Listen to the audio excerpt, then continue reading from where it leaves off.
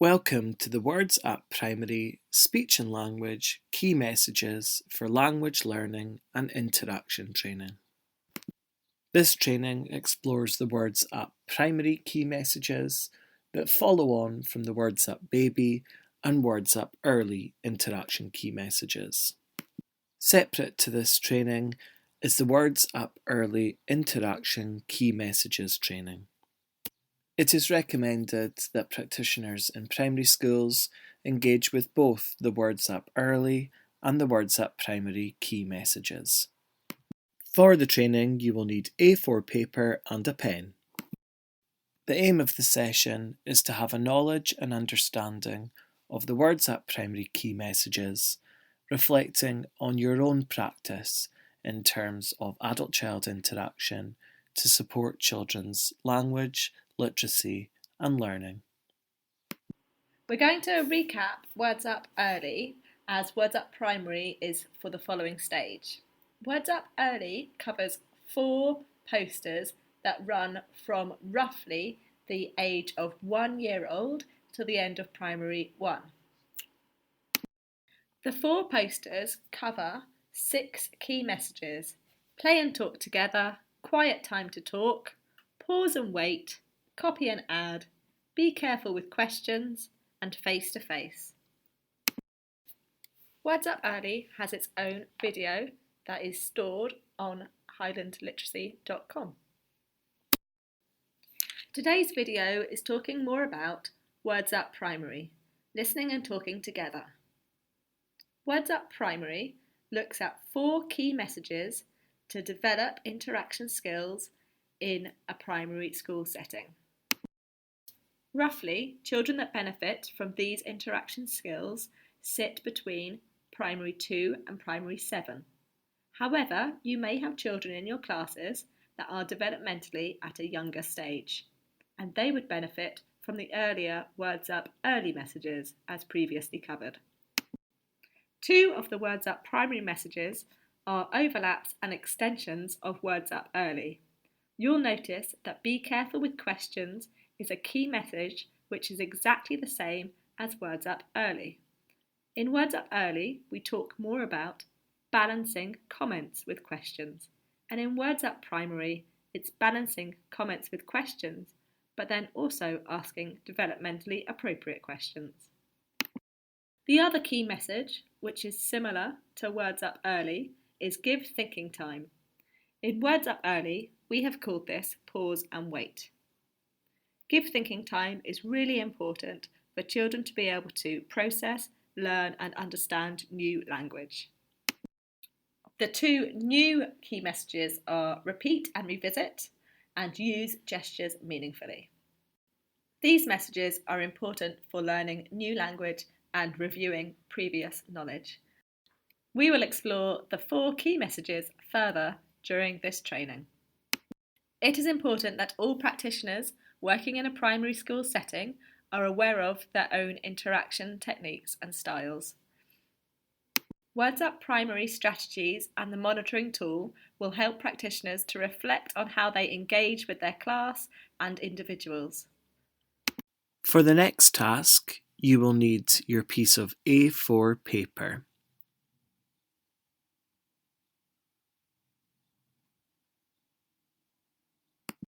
You should listen to and follow the verbal instructions that are given.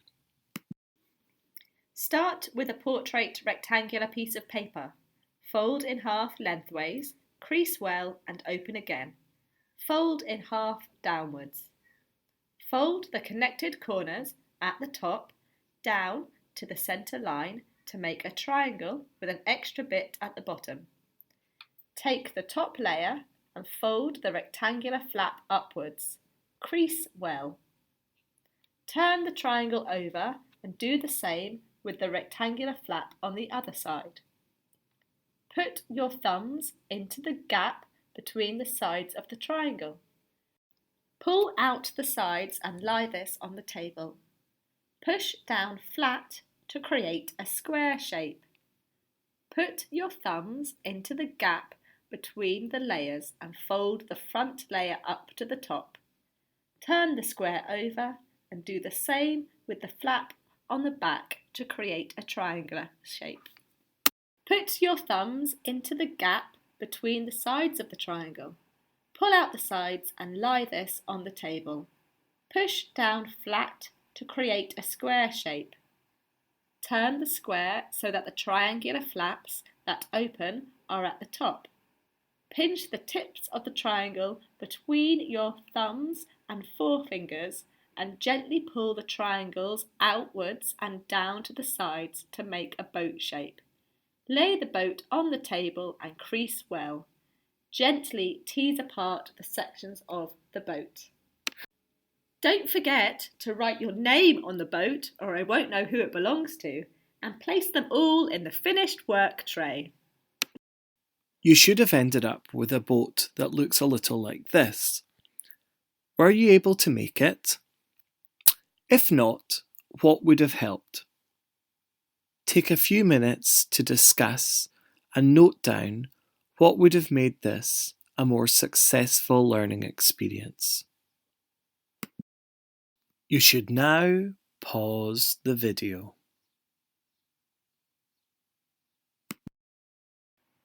So many of the strategies that you will have come up with would fit broadly under the 4 key messages of Words Up Primary.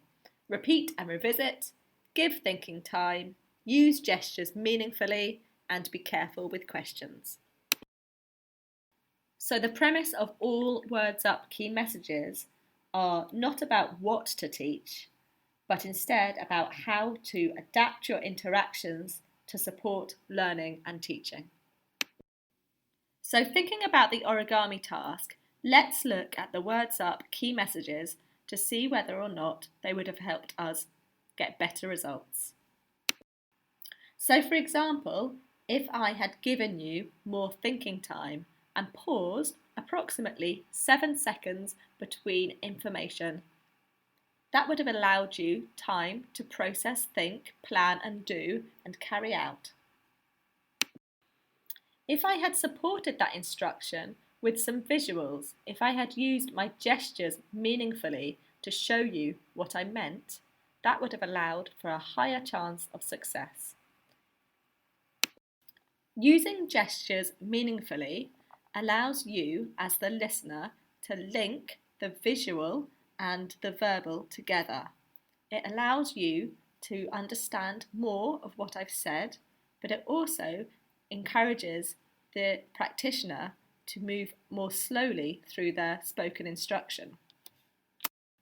Using gestures meaningfully and giving thinking time are also excellent memory aids. Repeating and revisiting is an excellent strategy for learning new vocabulary. Repeating instructions also supports auditory memory. Linked with using gestures meaningfully, you can repeat alongside using a gesture to support any vocabulary that has not been understood. When we're thinking about being careful with questions, we're also thinking about balancing comments and questions. In the origami task, there are no questions, so we will explore this key message further later. However, part of being careful with questions is about balancing comments and questions, and that's using more comments than questions. If we were to link being careful with questions and giving thinking time, in that thinking time, as a practitioner, I would be using comments to feedback on how you were doing in the task, giving praise and further comments. If we use all 4 key messages together, we allow for children to have a greater chance of success, even if we use some unfamiliar specialist vocabulary within this task, as children are able to make connections to prior knowledge, experiences and context and apply this to the task.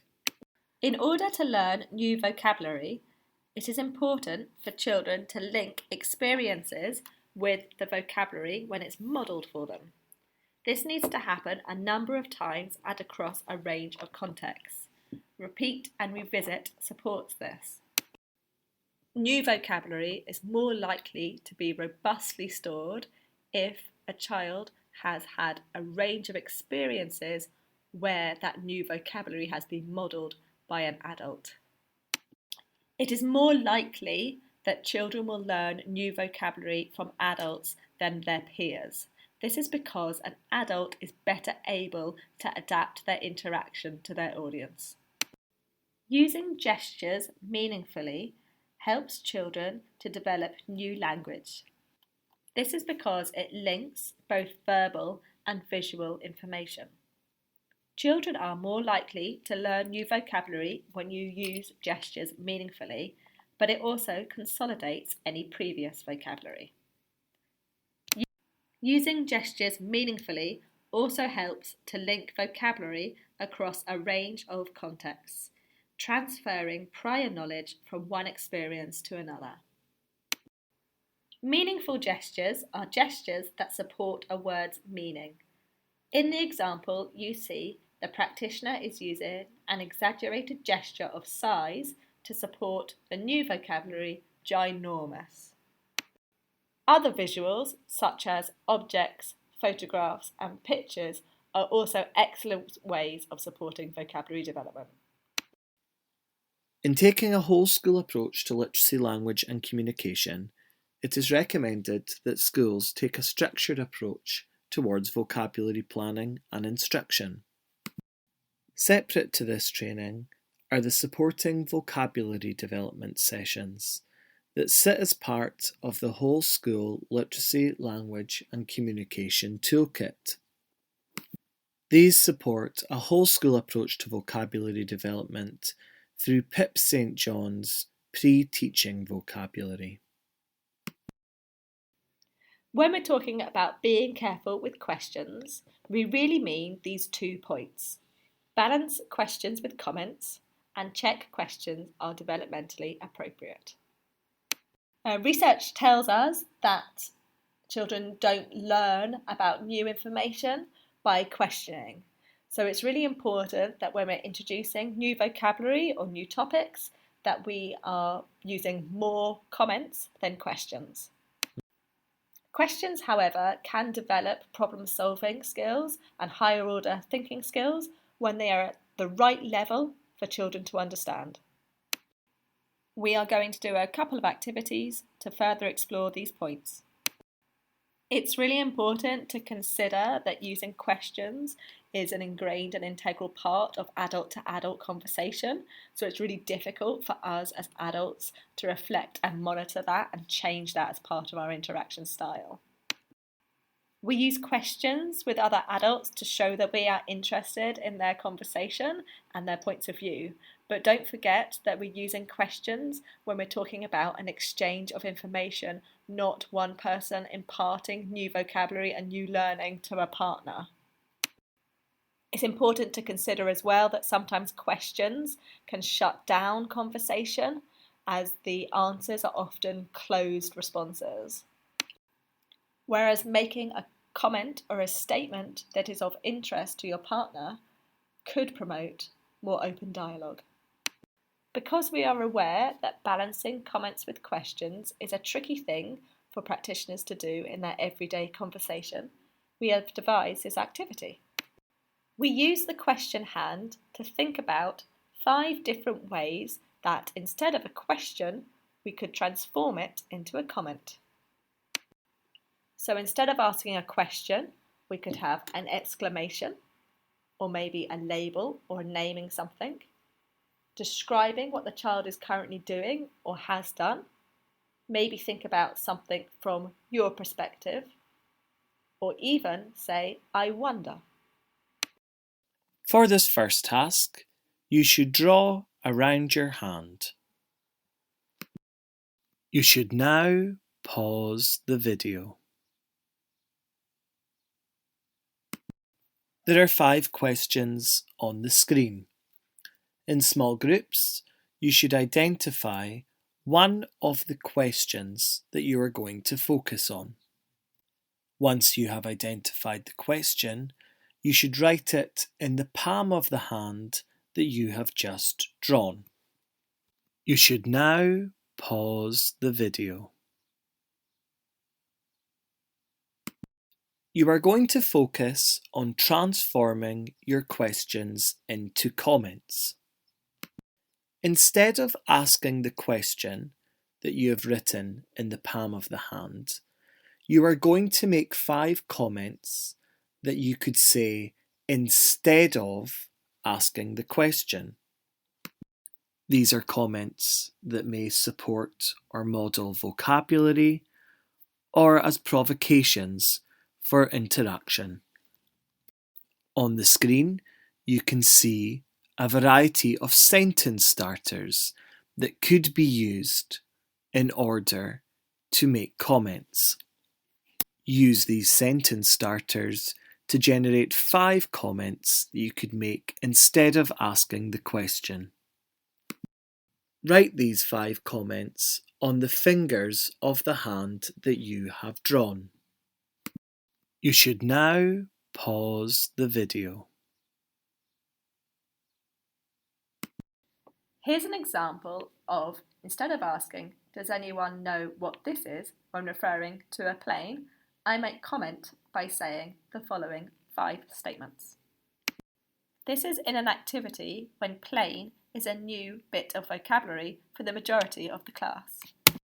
It is quite natural in this situation, as a practitioner, to hold up a plane and ask the class, "Does anyone know what this is?" In this situation, you are likely to have 1 or maybe 2 children who would know what a plane is, but the majority of the class would be unfamiliar with the vocabulary. So instead of asking, "Does anyone know what this is?" we could instead try one of these 5 comments. First, an exclamation. So, an exclamation normally starts with "wow" or "look", and in this case, "Look, I found a plane." It is spelt the same as plane, as in aeroplane, but plane is a homophone.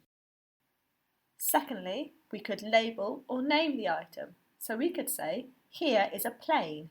You use a plane when working with wood. This comment is a really good way of introducing new vocabulary. We are providing children with the simple facts around the new word. The third comment is a description on what the child is doing or has recently done. So at this point, they are already using the plane, and the teacher is saying, "You are using the plane to make your plank of wood thinner." This comment is providing more semantic information about the noun plane. In these comments, you will notice that we're using the word plane repetitively. You are repeating and revisiting the word plane. You can also describe something from your own perspective. For example, "I can see that the plane is very sharp." The easiest comment for us to make instead of a question is by using the sentence starter, "I wonder." So in this case, I wonder what you might use the plane for. Commonly, when people start to try and turn questions into comments, they may overuse the statement, "I wonder." This is because it's the closest statement to the original question. However, it is the comment that provides the least amount of information for the new word, both semantically and phonetically. In your practice moving forward, it is important that we consider trying to balance comments with questions. A simple task might be asking somebody to observe you for 5 minutes and tally up the number of questions that you use. You could even use the hand graphic to turn one of those questions into 5 comments.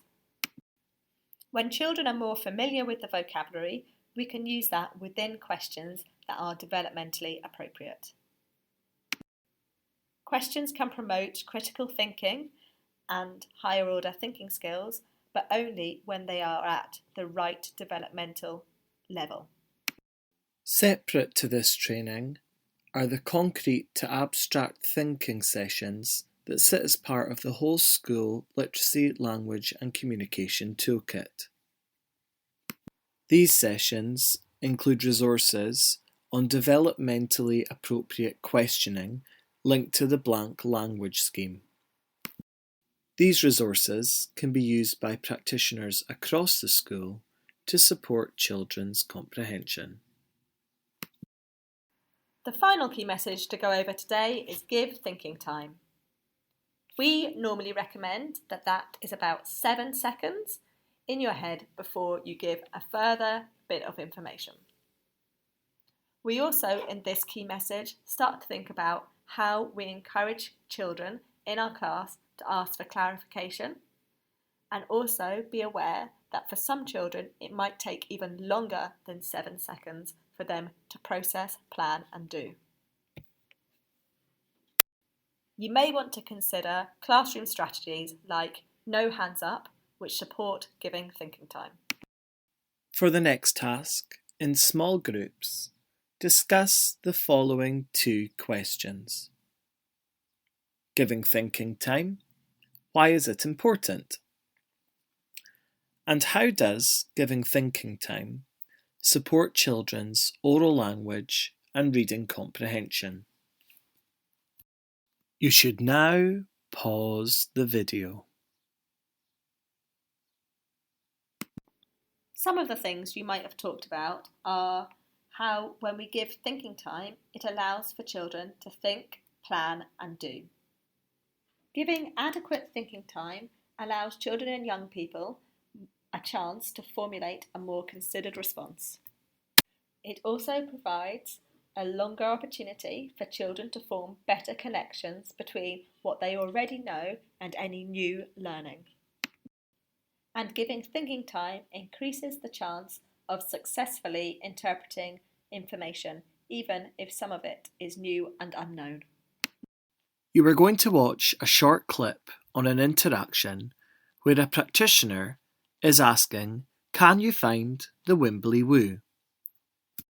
As you watch, reflect on the Words at Primary key messages. Okay, we're just going to see if you can find the Wimbly Woo. So Sarah, could you find me the Wimbly Woo? That's not the Wimbly Woo. You want to try again? Can you find me the Wimbly Woo? Nope, that's not the Wimbly Woo. Do you want to try again? Do you think you could find me the Wimbly Woo? You don't want to have a go. Okay, Sarah, do you think you could find me the Wimbly Woo? That's not the Wimbly Woo. Do you think you could find me the Wimbly Woo? Do you want to have another go? That's not the Wimbly Woo either. That's not the Wimbly Woo. That's not the Wimbly Woo. Do you want another go? That's not the Wimbly Woo. Okay, let's see. Can you find me the Wimbly Woo? Well done. Sarah. Imagine if, in this example, instead of saying, can you find the Wimbly Woo, the practitioner used the 4 key messages of Words at Primary. Firstly, instead of asking the question to test any new vocabulary, they used a comment instead. So they were being careful with questions. This would be a much more robust way of teaching new vocabulary. Alongside the commenting around the new vocabulary, Wimbly Woo, we would expect the practitioner to use repeat and revisit across a range of contexts and experiences. Providing 7 seconds of thinking time allows for consolidation of the new vocabulary. However, you'll notice at the end of the video, the practitioner successfully uses gestures meaningfully to support understanding of the Wimbly Woo. The participants did not say, I don't know what a Wimbly Woo is. What makes it difficult to ask for clarification when you don't understand the language? You should now pause the video.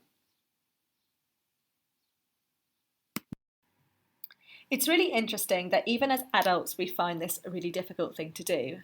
If you think about yourself in a meeting with other adults and other staff and your team lead says an acronym that you don't understand, do you stick your hand up and say you don't understand? Do you just whisper to your partner that you're sat next to? What does that mean? We know that part of the reason why we don't say that we don't understand or that we don't ask for clarification, is about the ethos of the environment. So there's a few things that we can do as practitioners to make sure that the ethos of our environment is just right for supporting children to be able to ask for clarification and say that they don't understand something. It's really important to also consider that as adults, we know that it was that one specific word, that one specific acronym that we didn't understand in the context of the wider information given. But many children don't even know where it is that the breakdown has occurred. The Supporting Oral Comprehension and Developing Learner Responsibility handout could give you some ideas on how to support this within your classroom. Having been introduced to the Words Up Primary interaction key messages, take some time to reflect on the 4 key messages and identify an area for development. As a school, you may find it useful to identify one of the key messages to focus on together. You should now pause the video. You have now reached the end of the Words Up Primary Interaction Key Messages training. You can access further information on www.bumpstobairns.com and www.highlandliteracy.com.